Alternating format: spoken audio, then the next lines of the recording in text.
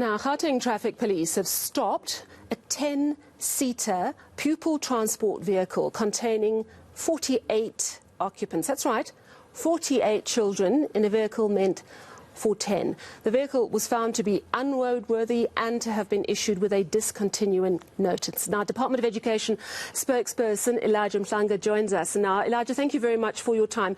We're taking a look at the picture and it shows these children. We're just going to drop the strap so we can actually see the rest of that image. But it shows just how many children were actually being pushed into that vehicle. I know that Scholar Transport is a bit of a hybrid one because it falls under the Department of Transport, but also in collaboration with the Department of Education. Can you give us any update on this particular situation? Good afternoon, Sally. Well, this particular incident is being investigated. It's a complex terrain, as you indicated, both from the fact that it's a joint function between the Department of Basic Education as well as Transport, but you also find a situation where the learner transport is arranged by parents for their own children, moving them from one place to another. So it is not part of the one arranged by the government itself. That's where you find some of these things happening. That's why now we are trying to establish exactly the circumstances around this, who is the operator, and why loading so many people. But the part around enforcement is that which is dealt with by the Department of Transport. Yeah, now I hear what you're saying is that sometimes parents organise private transport.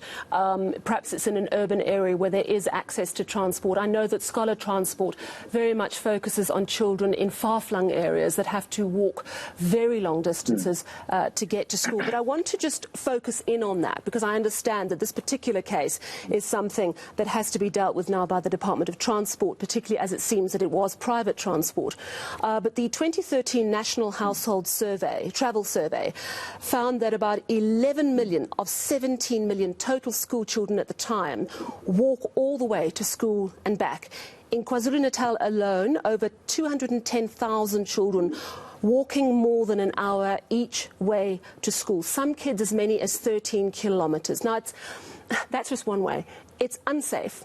We've had horrific stories of young girls getting raped on their way to school and attacked. It impacts on studies. Kids' school bags get rained on. It ruins their books. Since that very startling figure that 11 million kids are having to walk to school in 2013, have things got any better? Or does Scholar Transport continue to be a thorn in the side, not only of the Department of Education, but also of Transport? Well, Sally, there's a growing demand for education in this country. All our schools are full now. That does not matter where you go. You will find that the schools have many learners than they can accommodate. For example, today I went to a school which started 6-7 years ago with 200 learners. Now they've got 1,640 learners in that school, which means now you need to expand every part of that school for it to be able to function. But that also comes with the learners. Where do they come from? How do they get to school?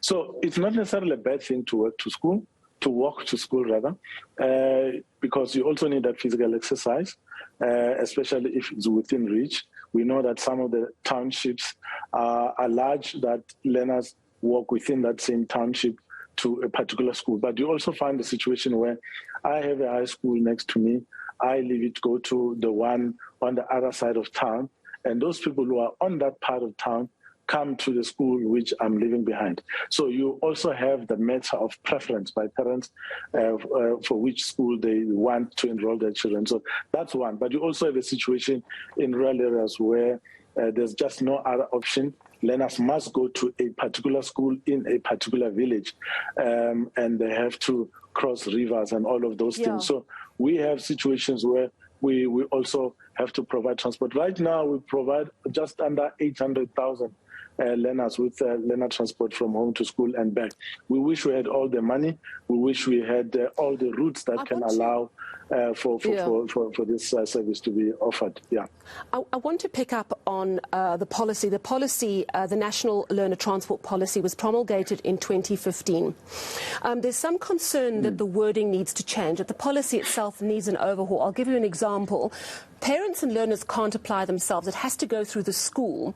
The school is then tasked with assessing which children are needy, what is a long distance, and then they have to apply and sort out all the transport, which is quite a lot to ask of the school. It also cuts off access on the part of the parents and the learners. So that is a potential policy problem.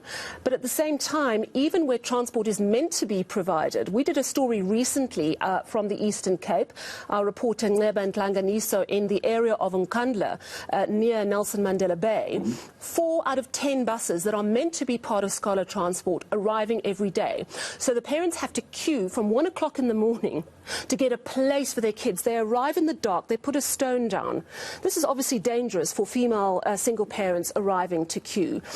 They go to the Department of Transport in the Eastern Cape, who says, no, they're definitely 10 buses. It's very clear they're not 10 buses. And it seems that a lot falls between the cracks, between the Department of Transport and the Department of Education when it comes to sorting out scholar transport.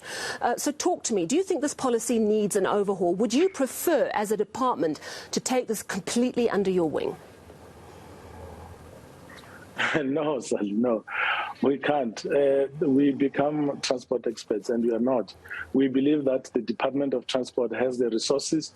It got the legislation that empowers it to do this. It's not just about moving people from one place to another. It's also about law enforcement on the road. It's also about checking the roadworthiness of the vehicles, but also licensing the people that are on the road. So what you have is a situation where this particular policy is managed by different departments, depending on where you are. You go to the Eastern Cape, is managed by the Department of Transport there provincially, and you go to other provinces, you find that it's with the Department of Public Works, for example. So there are different modalities of managing it, but I don't believe that things are falling through the cracks because education has the people and it's got the database which it gives to transport. Transport should transport those people from home to school and back every day. So what you have do? Sorry to interrupt, because I just want to know, what must those parents in Nelson Mandela Bay do? They said they've repeatedly tried to get hold of the Department of Transport and they're still sitting with those 4 taxis. What must they do? Yeah, I was coming to talk now about the role of the operator.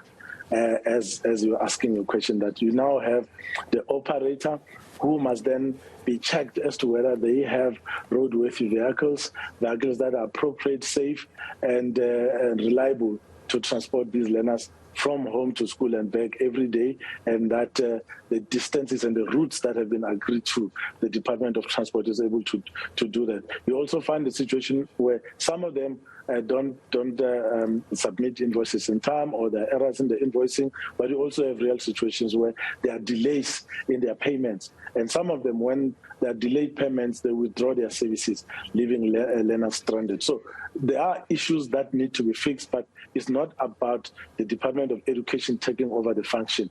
It's about working together with the Department of Transport in a province to make sure that everyone plays their role in the way that they should play it. Yes, they are very difficult to reach areas where when it rains, even the bus itself can reach because of the conditions of the road. So we also need to talk about that. But where there are permanent challenges, we need to find permanent solutions. I agree. And it is not easy working with multiple departments because it's so very easy to not do anything. But it's important that we keep this issue on the agenda. And thank you very much for chatting to us today. Education Department spokesperson Elijah Mhlanga.